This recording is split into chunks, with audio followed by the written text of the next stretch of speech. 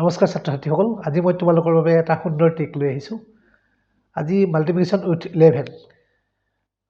11ৰে কেনেকৈ অতি শ্বৰ্ট পদ্ধতিত মাল্টিপ্লিকেশ্যন কৰিব পাৰি মই তাক আজি তোমালোকক শিকাব খুজিছোঁ আজি 24 * 11ৰে যদি আমি মাল্টিপ্লিকেশ্যন কৰোঁ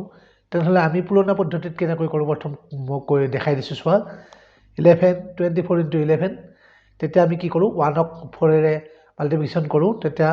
4 1 * 4 তাৰপিছত 2ক 1ৰে মাল্টিপ্লিকেশ্যন কৰোঁ 2 1 * 2 তাৰপিছত আকৌ 1ৰে 4ক কৰোঁ 4 1 * 4 তাৰপিছত আকৌ 1ৰে 2ক কৰোঁ 2 1 * 2 আৰু প্লাছ কৰি দিওঁ ইয়াতে কিমান হ'ল 4 আৰু ইয়াতে কিমান হ'ল 2 + 4 কিমান হ'ল 6 আৰু ইফালে কিমান হ'ল 2 এইটো আমাৰ ৰং পদ্ধতি বুলি নকওঁ পুৰণা মেথড গতিকে আমি এটা শ্বৰ্ট মেথডত যাম শ্বৰ্ট মেথডটো কেনেকুৱাকৈ কৰিম আমি প্ৰথম 24 * আকৌ 11 পাতি ল'লোঁ আমি প্ৰথম 4টো চাই